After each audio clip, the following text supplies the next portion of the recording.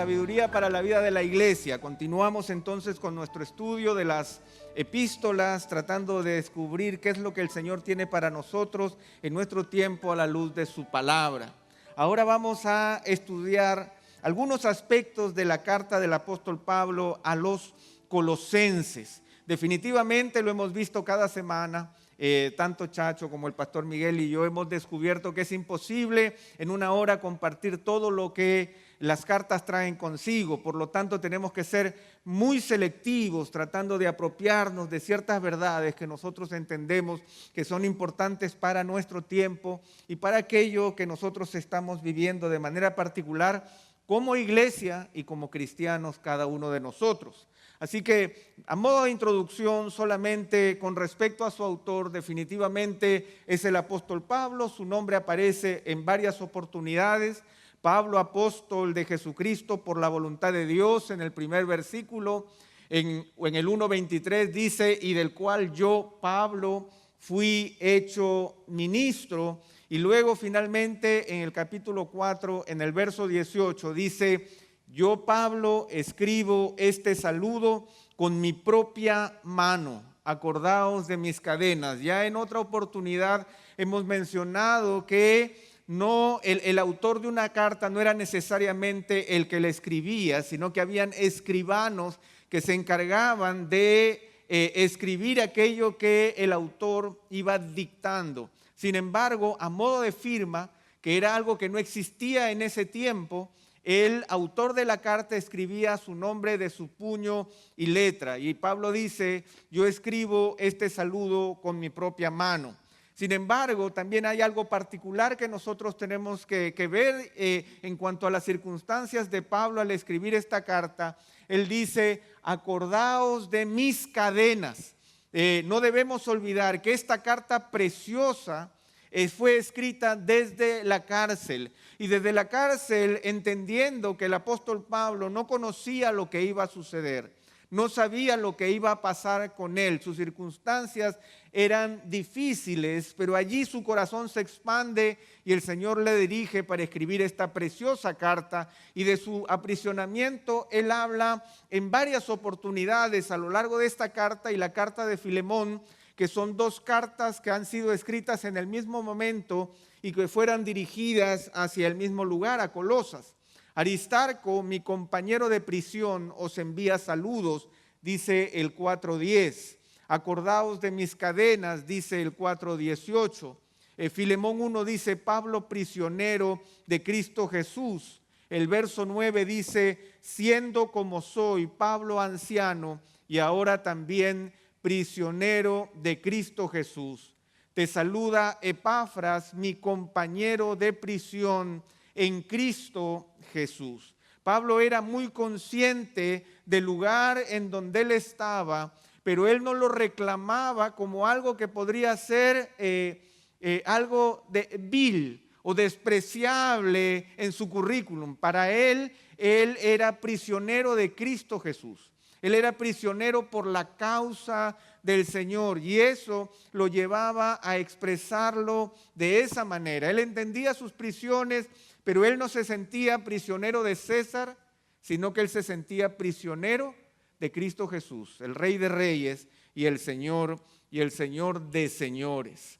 Ahora, hay algo interesante con respecto a la carta a los colosenses, es que es muy probable que Pablo nunca haya visitado Colosas, porque a diferencia de los otros destinos de las cartas y de los lugares que el apóstol Pablo visitó a lo largo de su carrera ministerial, Colosas en realidad era una ciudad menor que no estuvo en su agenda durante sus viajes misioneros. La estrategia de Pablo siempre fue el concentrarse en las ciudades más importantes para que al ganar discípulos en las ciudades importantes, esos discípulos pudieran ir hacia las ciudades menores, logrando una mayor extensión del evangelio en las regiones circundantes. Por lo tanto, es muy probable que Pablo nunca haya estado en Colosas. Entonces, ¿qué debemos saber sobre esta ciudad? Muy brevemente. Es una ciudad ubicada en la provincia de Asia, en la actual Turquía. Se desconoce su fecha de fundación, pero se conoce como ciudad en diferentes escritos desde alrededor del 500 antes de Jesucristo. Básicamente era una ciudad comercial dedicada al teñido de las telas. El teñido de las telas era un comercio muy lucrativo en ese tiempo y por lo tanto esta pequeña ciudad se caracterizaba por esa tarea. Sin embargo, esto no duró mucho tiempo porque los cambios en las rutas comerciales a lo largo del Imperio Romano y el crecimiento de dos ciudades vecinas que son Laodicea y Hierápolis la llevaron inmediatamente a un lento y largo decaimiento que trajo consigo su total desaparición. Esa es la idea básica de la ciudad de Colosas. Nosotros la tenemos ahí, Colosas, al final de los 3 puntitos, y ahí tenemos esas ciudades hermanas que empezaron a competir entre ellas y terminaron sin quedar ninguna de ellas con vida. Este es el mapa de la actual Turquía y nosotros tenemos ahí entonces el lugar donde podría haber quedado la ciudad de Colosas. Ahora, si usted hace alguna vez un tour por Europa, de esos vamos a recorrer los viajes de Pablo, y el agente le dice, y el próximo lugar de destino es los restos de la ciudad de Colosas, pues no vaya, porque en realidad de Colosas no queda nada. Esos son los espacios vacíos de la ciudad de Colosas. La ciudad termina por desaparecer al ser destruida por los turcos alrededor del siglo XII de nuestra era. La destrucción fue tan devastadora que en la actualidad son muy pocos los vestigios arqueológicos de la ciudad. Casi absolutamente nada queda de ella en la actualidad. Sin embargo, nosotros la recordamos por las palabras que el apóstol Pablo expresa en esta carta, que son palabras eternas. El cielo y la tierra pasarán, pero sus palabras no pasarán. De Colosas no queda una piedra sobre piedra, pero la carta a los colosenses permanece hasta nuestro tiempo. Ese es el vigor de la palabra de nuestro Señor.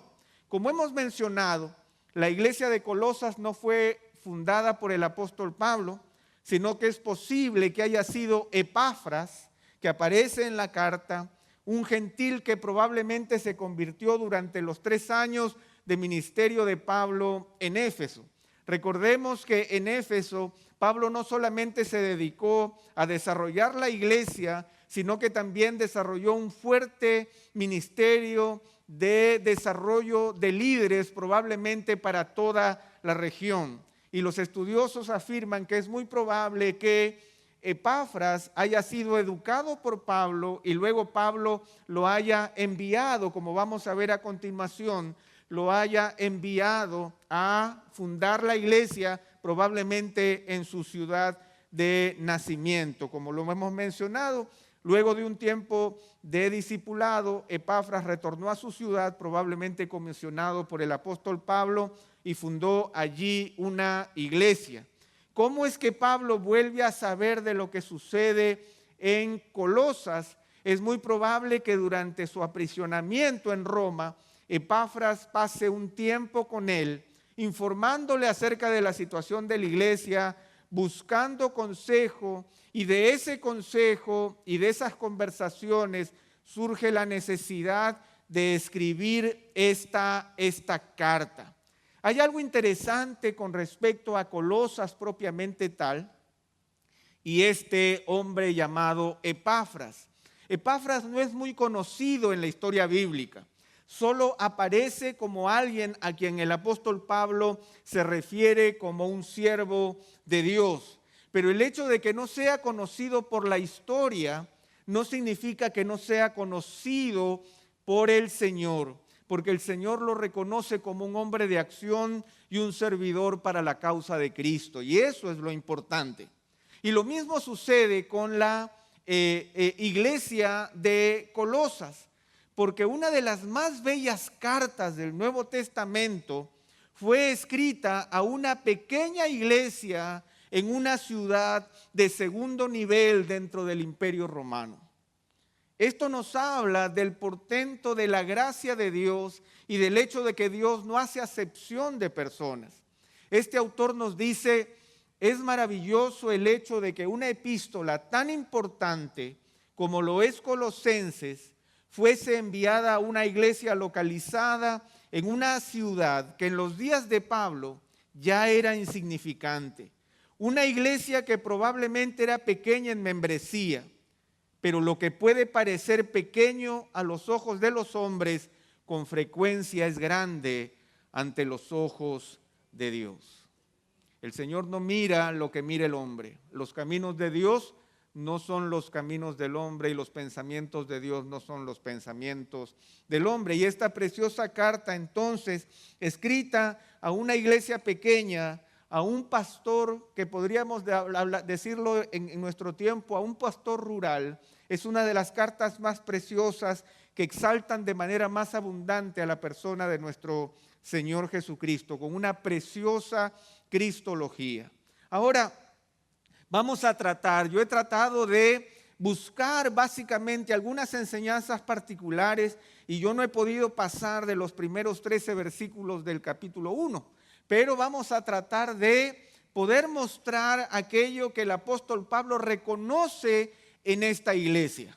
A pesar de su tamaño, a pesar de su ruralía, a pesar de su poca importancia ante los ojos de los hombres, delante de Pablo, Pablo se toma el tiempo para escribir esta carta y expresar de manera maravillosa una serie de enseñanzas que llegan aún hasta nuestros días.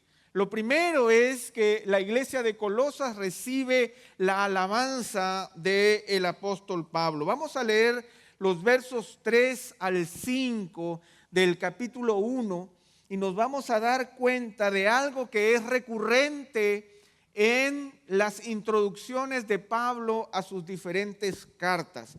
Él dice, damos gracias a Dios, el Padre de nuestro Señor Jesucristo, orando siempre por vosotros, al oír de vuestra fe en Cristo Jesús y del amor que tenéis por todos los santos a causa de la esperanza reservada para vosotros en los cielos, de la cual oísteis antes en la palabra de verdad, el evangelio que ha llegado hasta vosotros. El apóstol Pablo es claro en afirmar que él busca en la iglesia determinadas virtudes que no pueden fructificar de otra manera más que con la palabra de Dios. Virtudes que son únicas en la iglesia y que él refiere una y otra vez. Por lo tanto, yo quisiera, como lo hicimos con la carta a los tesalonicenses, que volvamos a reflexionar nuevamente acerca de estas virtudes, porque la primera tiene que ver con la fe. Fe, esperanza y amor son tres virtudes teologales que están continuamente enfocadas en las cartas paulinas y que expresan aquello que el apóstol Pablo busca encontrar en los creyentes, en aquellos que están siendo discipulados por él. En la carta a los tesalonicenses se habla del esfuerzo de la fe, de la obra de la fe. Aquí habla del objeto de la fe. ¿En dónde está puesta nuestra fe? Nuestra fe está puesta en Cristo Jesús. El apóstol Pablo intenta poner el centro de atención de nuestra fe en ningún otro aspecto que no sea nuestro Señor. Nuestra confianza descansa en Él. Nuestras certezas descansan en Él. Nuestras capacidades de entender lo que es nuestra vida descansa en Él. Nuestras convicciones descansan en Cristo Jesús. Y Pablo pone claramente que él da gracias a Dios, el Padre de nuestro Señor Jesucristo, al oír de vuestra fe en Cristo. Hermanos, nosotros tenemos siempre que articular y buscar descubrir en dónde está el objeto de nuestra fe. Podría ser esto algo muy sencillo o muy infantil. O, ¿en dónde más voy a tener mi fe? ¿En dónde no la voy a tener sino en Jesucristo? Pero es necesario que nosotros cada cierto tiempo ajustemos las manijas, le demos un tune-up, un afinamiento a nuestro corazón y descubrir que nuestra fe no está cambiando de dirección a la iglesia, ni a los pastores, ni a los hermanos, ni a ningún otro aspecto religioso que no sea solo nuestro Señor Jesucristo. Y eso es lo que el apóstol Pablo da gracias, porque él oía que los colosenses tenían fe en Cristo Jesús. Y eso es algo que nosotros debemos devolver, y sabemos que no es fácil, porque cuando escuchamos de la fe de muchos que se dicen creyentes, y aún de la fe de muchas iglesias, nos damos cuenta que el nombre de nuestro Señor Jesucristo no está en el centro. Luego él habla del amor por. La fe es en Cristo, y ahora el amor tiene una dirección. El apóstol Pablo entiende que el amor tiene que ser direccionado de una manera particular. Y él dice, el amor por todos los santos. Bueno, la verdad, Pepe, es que yo amo a algunos santos. Pocos, pero buenos. Yo no tengo muchos amigos, pero tengo buenos, algunos dicen, ¿verdad? Pero aquí el apóstol Pablo está reconociendo que una virtud que tiene que formar parte de la iglesia, por la cual él puede estar agradecido por la obra de Cristo Jesús, es que haya amor por todos los santos. En esto conocerán todos que sois mis discípulos, si tuvierais amor los unos por los otros. Esta es una definición categórica de algo que no es una sugerencia de parte del Señor, sino que es la realidad de la obra de Dios en nuestras vidas, que tiene que producir amor los unos por los otros. Y el apóstol Pablo está dispuesto a agradecer por ese amor por todos los santos. Esa es la intención que el apóstol Pablo está tratando de definir también para nuestras vidas y en nuestro tiempo. Pero él refiere básicamente que todo esto es a causa de una esperanza.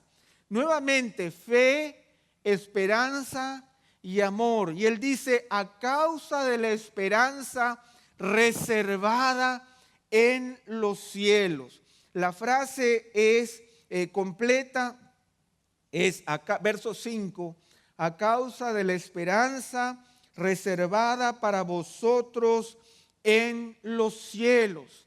Yo no sé cuántos de nosotros entendemos que el motor de todo lo que nosotros hacemos en este mundo está basado en nuestra esperanza, en algo que el Señor ha prometido para nosotros que está más allá de esta tierra. Nuestra esperanza no está en aquello que nosotros podamos conseguir en este lugar. No tiene que ver ni con la paz, ni con los logros, ni con la estabilidad que nosotros podamos conseguir en este mundo. Nuestro Señor Jesucristo dijo, en el mundo tendréis aflicción, pero confíen, yo he vencido al mundo. Nuestra esperanza es superior a este mundo. Si nosotros tenemos esperanza solo en este mundo, somos hombres dignos de lástima, dice el apóstol Pablo en otra de sus cartas. Por lo tanto, nosotros tenemos que volver, hermanos, y yo quisiera que hagamos un ejercicio en nuestra vida. Si es que el apóstol Pablo viniera en este momento a visitar la IBIA en Santo Domingo y él luego escribiera una carta, él podría dar gracias a Dios porque él hizo el examen. Él conversando con nosotros, él descubrió la seguridad de nuestra fe en Cristo, el amor por todos los santos y que nuestra esperanza está asegurada en los cielos. Son tres aspectos, hermanos, que nosotros no debemos discutir. Son tres aspectos que nosotros debemos asegurar en nuestra vida.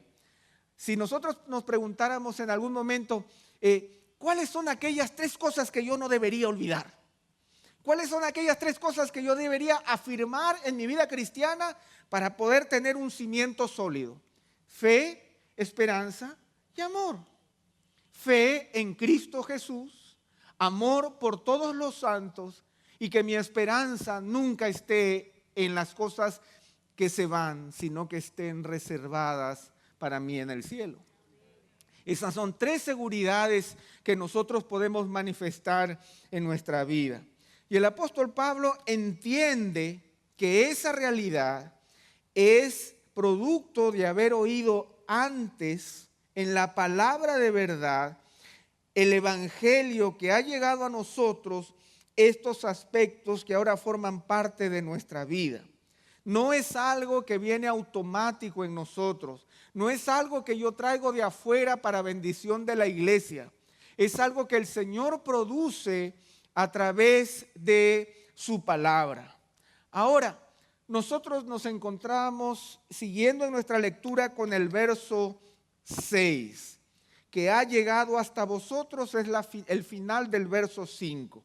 Pero el verso 6 en realidad empieza con: así como en todo el mundo está dando fruto constantemente y creciendo, así lo ha estado haciendo también en vosotros desde el día que oísteis y comprendisteis la gracia de Dios en verdad, tal como lo aprendisteis de Epafras, nuestro amado consiervo, quien es fiel servidor de Cristo de parte nuestra, el cual también nos informó acerca de vuestro amor en el Espíritu. Hay algo que el apóstol Pablo entiende que sucede de manera sobrenatural cuando la iglesia es expuesta de manera profunda a la palabra de Dios. La palabra de Dios funciona como un abono para nuestra alma.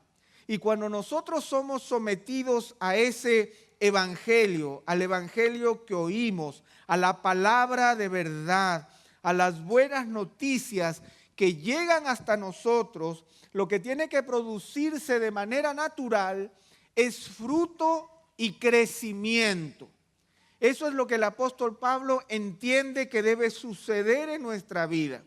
Así como en todo el mundo está dando fruto constantemente y creciendo, así lo ha estado haciendo también en vosotros. O sea, hay una realidad que nosotros debemos buscar también. Así como tenemos que buscar en nosotros esas 3 virtudes, fe, amor y esperanza, nosotros no podemos dejar de ser una iglesia que dé fruto y que crezca. Porque si la iglesia está siendo expuesta a la palabra de Dios, la iglesia debe dar fruto y debe crecer, porque Pablo entiende que eso sucede en todo el mundo. Cuando la iglesia es expuesta a la palabra de Dios, la iglesia crece. Sin embargo, hay un pequeño detalle, un truquito. La letra chica, para que ese crecimiento se dé, el apóstol Pablo usa 2 palabras interesantes. Él dice: desde el día que oísteis y comprendisteis la gracia de Dios en verdad. Y a mí me gusta cuando el apóstol Pablo junta conceptos para dar a entender un concepto que es más grande que la suma de ambos. El apóstol Pablo entiende que la iglesia que es expuesta a la palabra de Dios es una iglesia que debe dar fruto y una iglesia que debe crecer. Pablo entiende que eso pasa en todo el mundo y eso debe pasar también entre nosotros. Pero para que eso suceda, el apóstol Pablo dice que yo tengo que oír y tengo que comprender. Y aquí vienen dos conceptos que son sumamente interesantes. El oír tiene que ver con la capacidad de poder escuchar adecuadamente. La palabra griega es la palabra akouo, de donde viene la idea de acústica. Cuando hay un lugar que permite que el sonido pueda ser dirigido adecuadamente, de tal forma que ustedes puedan entender lo que yo estoy diciendo. Este ambiente, estos equipos permiten que haya una acústica correcta. Ustedes pueden recibir mis palabras, pero no basta solamente con escuchar todos los sermones. No basta solamente con haber escuchado todas las palabras. Yo tengo 10 años viniendo aquí, me he escuchado todos los sermones, todas las charlas, todos los temas, todas las conferencias, todas las instrucciones y todas las clases. Qué bueno que hayas oído, pero no basta solamente con oír, sino que el apóstol Pablo dice que hay un ejercicio adicional. Yo tomo eso que he oído con claridad y busco comprenderlo. Tengo que comprenderlo. Es esa actitud voluntaria, decidida, personal, objetiva, en donde yo estoy tratando de que esos conceptos yo sepa de qué se tratan. No basta solamente con oír, necesito comprender. Y hay algo que la iglesia tiene hoy en abundancia, es que la iglesia puede oír mucho. Hay mucha acústica, pero hay poca comprensión. Hay una tremenda cantidad de materiales, pero hay poca sensibilidad de entendimiento, porque hay tanto, pero comprendemos tan poco. Hermanos, el llamado que Pablo indirectamente nos está haciendo es para que si nosotros queremos ver fruto y crecimiento que es natural por la exposición a la palabra de Dios, no basta solamente con el hecho de que yo me sienta y escuche, sino que yo necesito un ejercicio adicional que es de poder comprender. Lo podemos expresar de otra manera. No basta solamente con ponerme el alimento en la boca, necesito masticarlo y tragarlo. Y eso es lo importante. A veces nosotros tenemos el alimento en la boca, lo saboreamos y luego lo dejamos. Es importante que nosotros oyamos, que escuchemos y que podamos comprender. Solo así se producirá el crecimiento que la palabra de Dios va a producir en nuestra vida. Esto, nuevamente, el apóstol Pablo parece que estuviera diciendo, pero por supuesto, Pablo, mira tú venir a decir esas cosas. Pero es importante que nosotros nos preguntemos si es que el mensaje que está llegando a nuestros oídos es un mensaje comprensible a nuestra mente y aplicable en mi corazón. ¿Qué es lo que el Señor tiene para mí? ¿Qué es lo que el Señor me ha dicho?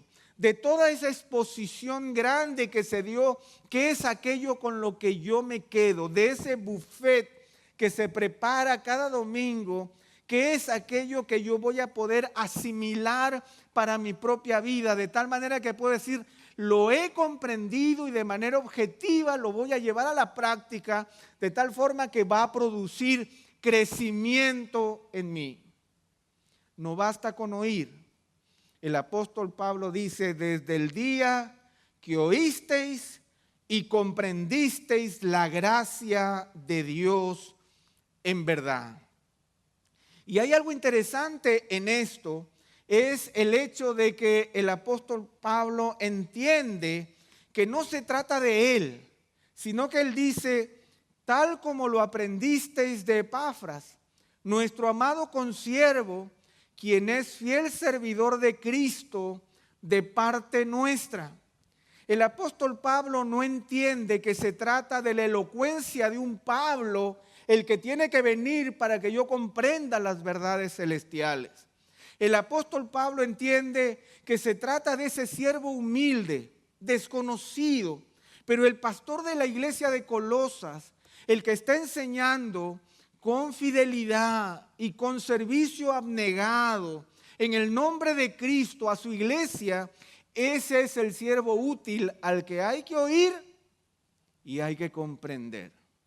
No basta simplemente con que yo necesite un gran evento o una gran circunstancia o un gran expositor para que yo pueda captar las verdades de Dios.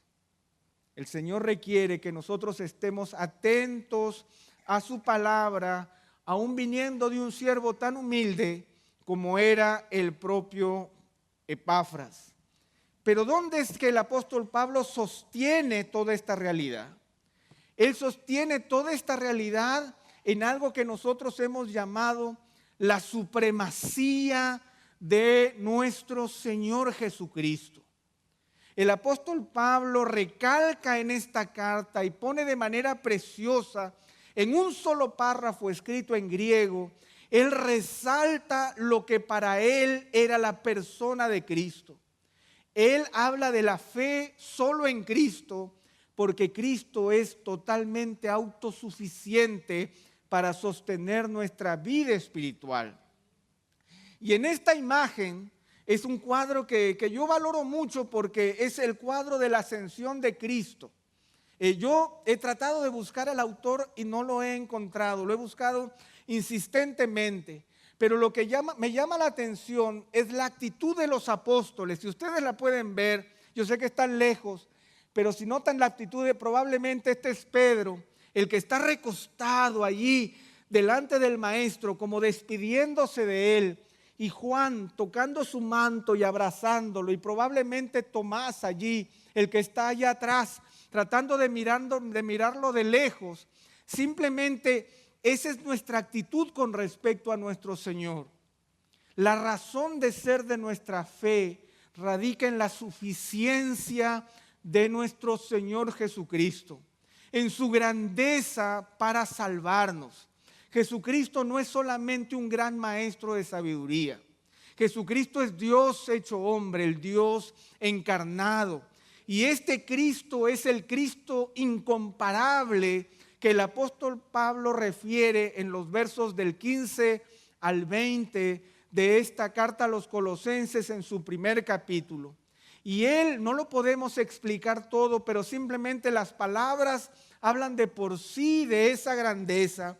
Y se nos dice, Él es la imagen del Dios invisible. Él es el primogénito de toda creación. En Él fueron creadas todas las cosas. Todo ha sido creado por medio de Él y para Él. Él es antes de todas las cosas y en Él todas las cosas permanecen.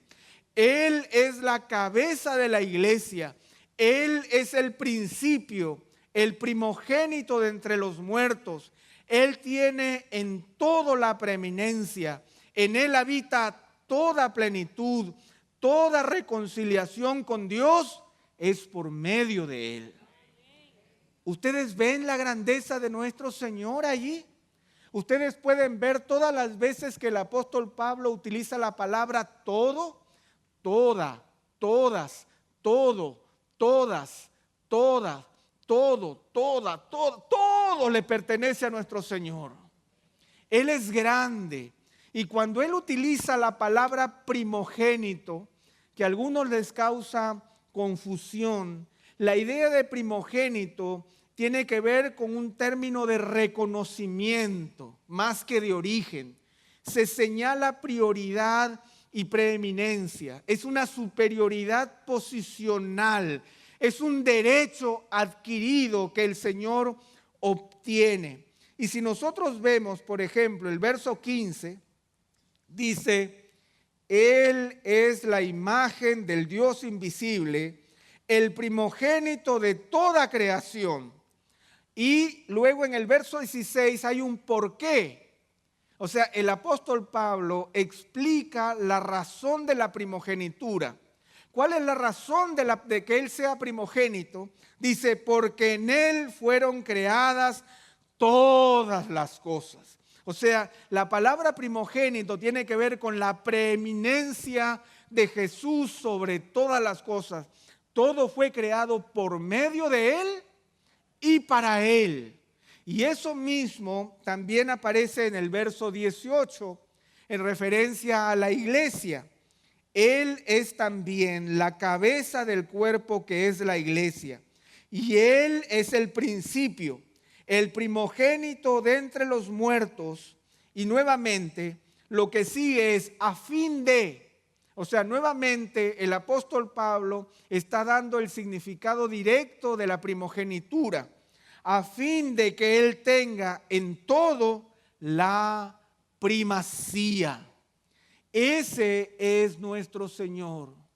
Esa es la fe que nosotros tenemos que tener en nuestro Señor Jesucristo. Se trata de descubrirlo a Él en toda su majestad, en todo su poder, en todo su dominio. Descubrir que Él tiene control sobre toda la creación, que es Dios hecho hombre, que Él es la razón de ser de todas las cosas, que todo ha sido creado por medio de Él y todo es para Él. Delante de Él se postrará toda rodilla.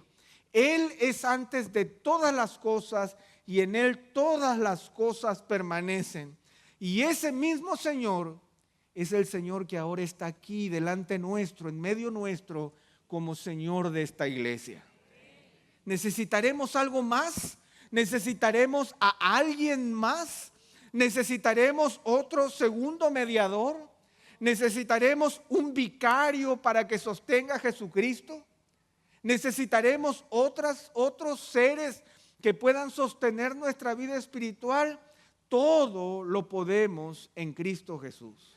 Él es nuestro Señor.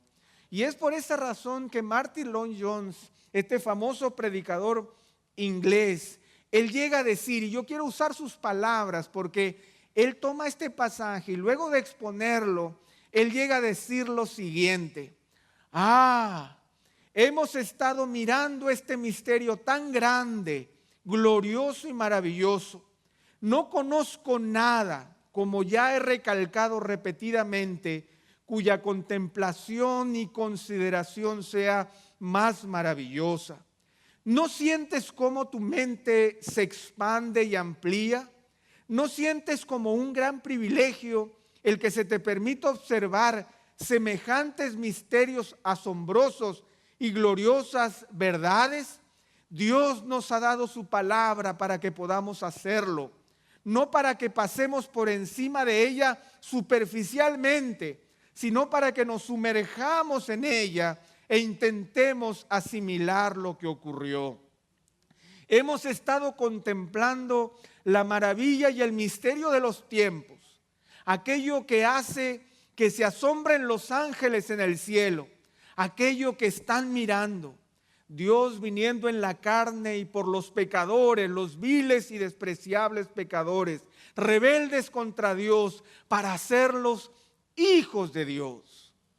Querido amigo, sigamos mirándole, considerándole, poniendo los ojos en Él y no midamos ni estimemos nuestra vida espiritual por nuestros sentimientos y experiencias, sino por nuestro conocimiento y amor a Él. Él es el centro de todo.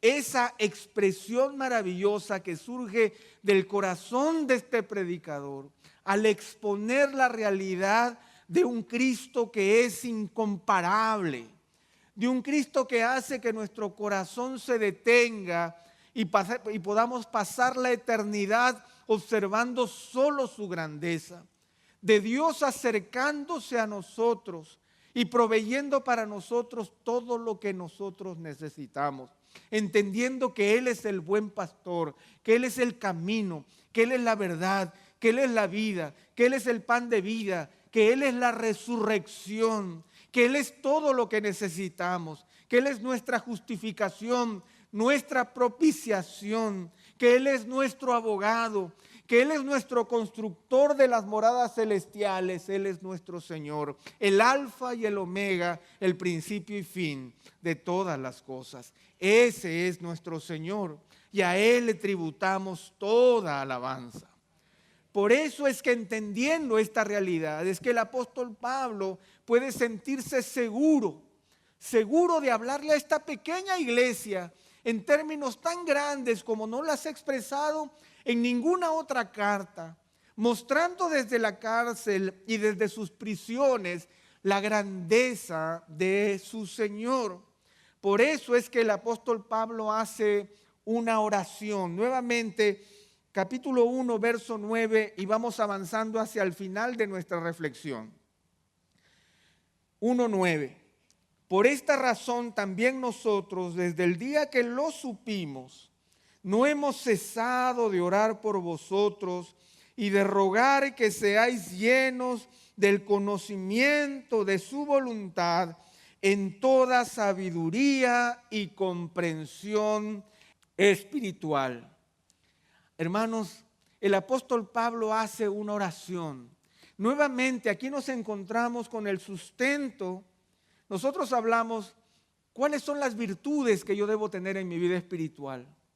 ¿Qué es aquello con lo cual yo no puedo jugar? Yo no puedo jugar con mi fe en Cristo, con mi amor por todos los santos y con una esperanza reservada en los cielos. Yo no puedo jugar. Es algo que el Señor va a buscar en mi vida y va a buscar en su iglesia. Yo no puedo pensar que basta solamente con que yo venga a todas las reuniones a oír. No, yo tengo que hacer un ejercicio adicional para poder crecer. Tengo que comprender y comprender de manera práctica. Esa es otra cosa que aprendemos. Descubrimos que nuestra fe en Jesucristo no es algo sencillo porque hablamos del Dios creador del cielo y de la tierra. Es reconocerlo en todas sus dimensiones. Pero ahora el apóstol Pablo hace una oración y dice: no hemos cesado de orar por vosotros y de rogar que seáis llenos del conocimiento de su voluntad. Si hay algo que nosotros buscamos, hermanos, es conocer su voluntad. Si hay algo que yo quiero saber, es conocer la voluntad de Dios. Hay algo que el pastor Miguel dice continuamente y él siempre repite: si hay algo que Dios quiere dar a conocer, es su voluntad. El Señor no quiere ocultarnos su voluntad, no está jugando a ver, ¿dónde está mi voluntad? Vamos a ver, está por aquí, está por allá, frío, caliente, caliente, caliente. El Señor quiere dar a conocer su voluntad. Y la oración de Pablo es rogar que ustedes sean llenos del conocimiento de su voluntad. Llenos, o sea que yo pueda estar completo, saturado del conocimiento de su voluntad. Sin embargo, la palabra conocimiento no solamente tiene que ver con el hecho de que yo sepa, sino de que yo pueda saber y actuar, que yo pueda ponerlo en práctica, que yo pueda entender que esté en el corazón de Dios y pueda moverme en esa realidad. Y Pablo dice: seáis llenos del conocimiento de su voluntad. Y aquí él presenta dos elementos que quiero dejar con ustedes. ¿Quieres conocer la voluntad de Dios? ¿Quieres ser lleno del conocimiento de su voluntad? Pues hay dos herramientas que tú tienes que orar al Señor para poder tenerlas, que son dos herramientas espirituales. Dice Pablo que seáis llenos del conocimiento de su voluntad en toda sabiduría y en toda comprensión. En toda sabiduría y en toda comprensión espiritual. Ajá, yo siempre he querido saber la voluntad de Dios, pero nunca he sabido cómo encontrarla. Pues déjame decirte que para encontrar la completa voluntad de Dios, tienes que moverte en sabiduría y comprensión espiritual. ¿Qué cosa es la sabiduría? Nosotros utilizamos mucho la palabra sabiduría porque aún nuestro ministerio se llama integridad y sabiduría. Ahora, ¿qué es la sabiduría? La sabiduría, una de sus muchas definiciones, es la habilidad de usar los medios apropiados establecidos por la palabra de Dios para alcanzar las metas más altas conforme a su voluntad. La sabiduría es la habilidad de usar los medios apropiados establecidos por la palabra de Dios para alcanzar las metas más altas conforme a su voluntad. Por ejemplo, vamos a ver algo que puede ser sabio y que no lo es al mismo tiempo. Vamos a talar este árbol. ¿Qué necesito? Un serrucho, ¿verdad? Bueno, con ese serrucho será el resto de su vida, ¿verdad? Por el resto de su vida va a tener que talar, va a tener que serruchar para poder llegar a ese árbol. ¿Eso es ser sabio? Bueno, él sabe que necesita un serrucho, pero ese serrucho no sirve para ese árbol. Muchas veces, hermanos, nosotros tenemos conceptos de la palabra de Dios, herramientas, armas poderosas en el Señor, que no sabemos utilizar. La habilidad de utilizar los mejores medios establecidos en las palabras de Dios para alcanzar las metas que el Señor en su voluntad tiene para nosotros. Entonces, la sabiduría tiene que ver con ese entendimiento. Porque, por ejemplo, si yo digo que voy a cortar el pasto y yo necesito una tijera, es una tijera, ¿verdad? Pero no es la tijera que yo necesito. ¿Cuántas veces en consejería dice, pero si yo sé, pero no me funciona?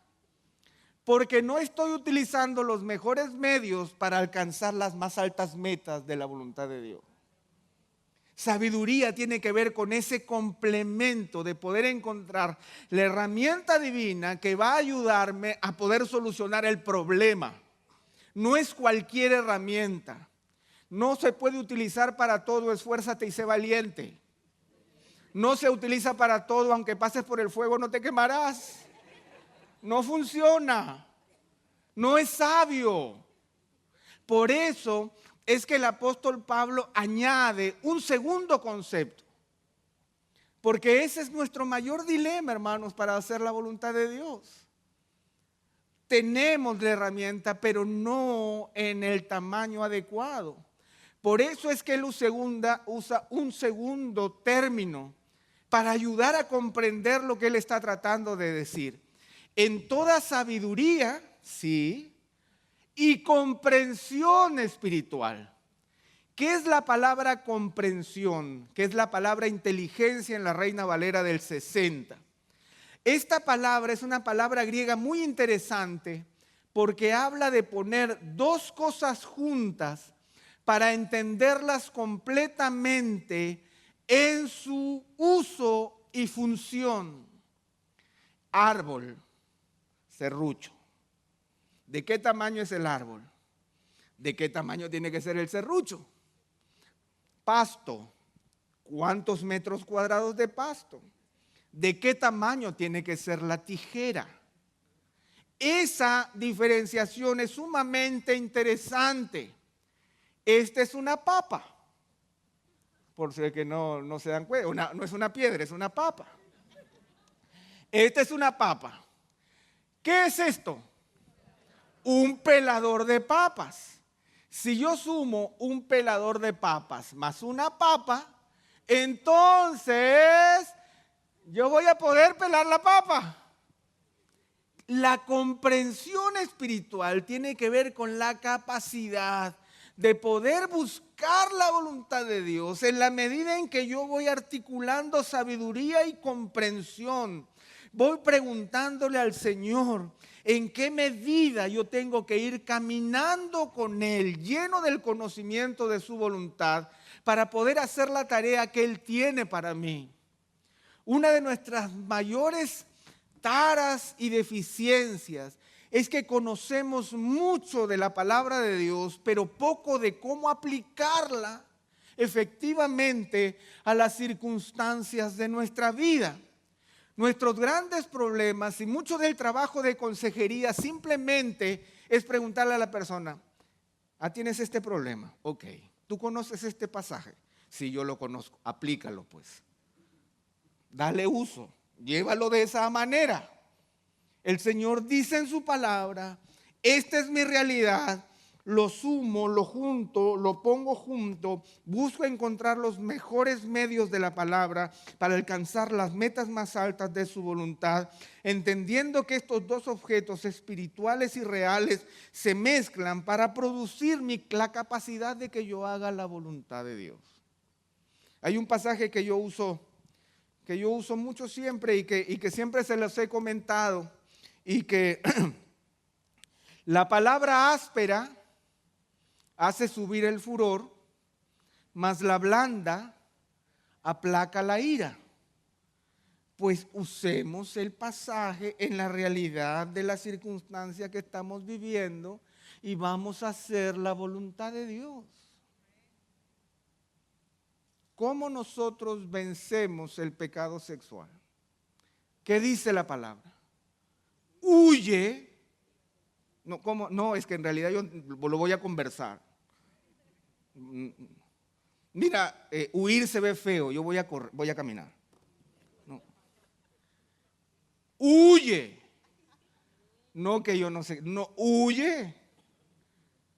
De tal manera que nosotros podamos percibir, hermanos, el apóstol Pablo nos hace entender: no hemos cesado de orar por vosotros y de rogar que seáis llenos del conocimiento de su voluntad. Qué lindo hasta ahí, ¿verdad? Ojalá fuera hasta allí. Pero dice: en toda sabiduría y comprensión espiritual.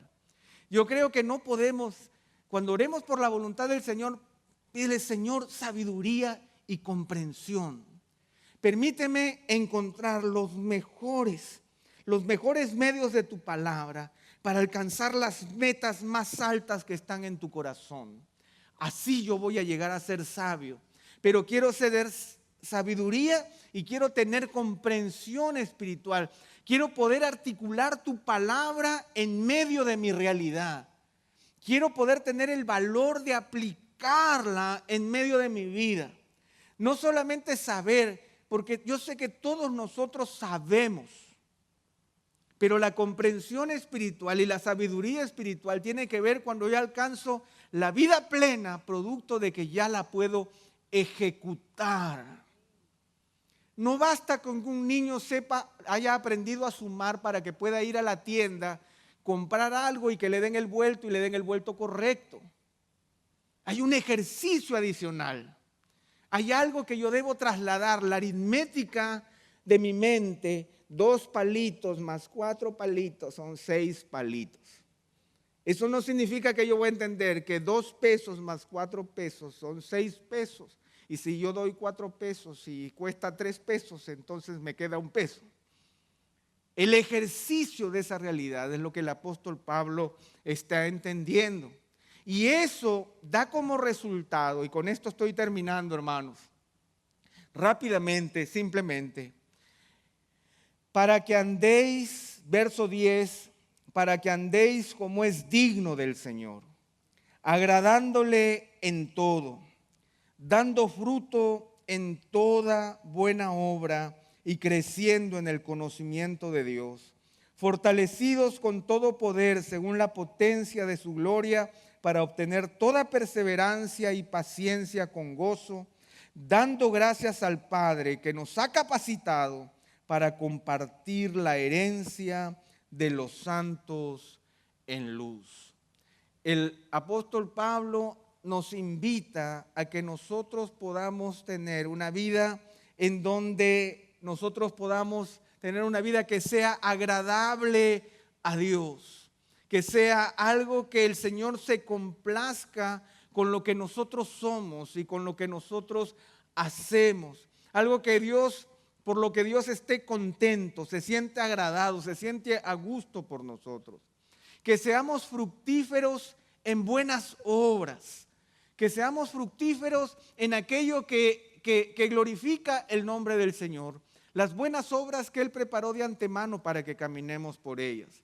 Que crezcamos en el conocimiento de Dios, que tengamos poder para perseverar, para ser pacientes, para estar llenos de gozo.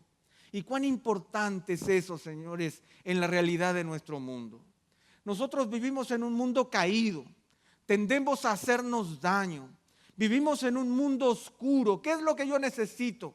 Necesito poder para perseverar, poder para ser paciente y poder para no perder el gozo. Eso es algo que el Señor manifiesta en nuestra vida. Una vida que sea agradecida con el Padre y una vida que reconozca que el Señor nos ha capacitado para compartir la herencia que nosotros hemos recibido de los santos en luz. Algo que nosotros podamos testificar de lo que el Señor ha hecho en nosotros. Y eso tiene que ver justamente con una vida digna del Señor, en donde todo lo que somos glorifica a nuestro Dios. El apóstol Pablo lo entendía de esa manera y lo entendía como el poder de Dios en nuestra vida, producto justamente de la obra de ese Cristo poderoso que puede trabajar en nuestras vidas. Por eso, hermanos, termino con esta frase del apóstol Pablo en el capítulo 2. Porque aunque estoy ausente en el cuerpo, sin embargo estoy con vosotros en espíritu, regocijándome al ver vuestra buena disciplina y la estabilidad de vuestra fe en Cristo. Por tanto, de la manera que recibisteis a Cristo Jesús el Señor, así andad en Él, firmemente arraigados y edificados en Él, y confirmados en vuestra fe, como fuisteis instruidos, rebosando en gratitud.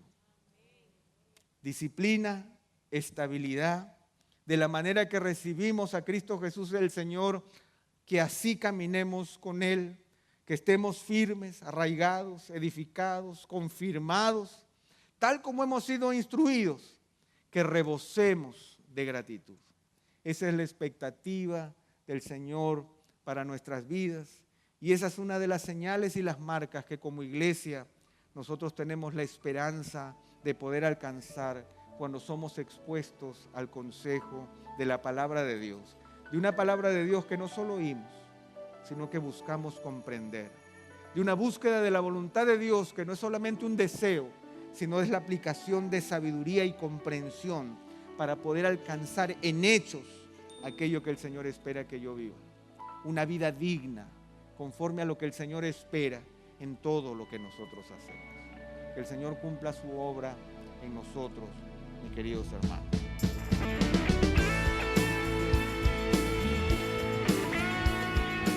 Esta es una producción que llega hasta ustedes gracias a los aportes de individuos y empresas comprometidos con la defensa de la fe.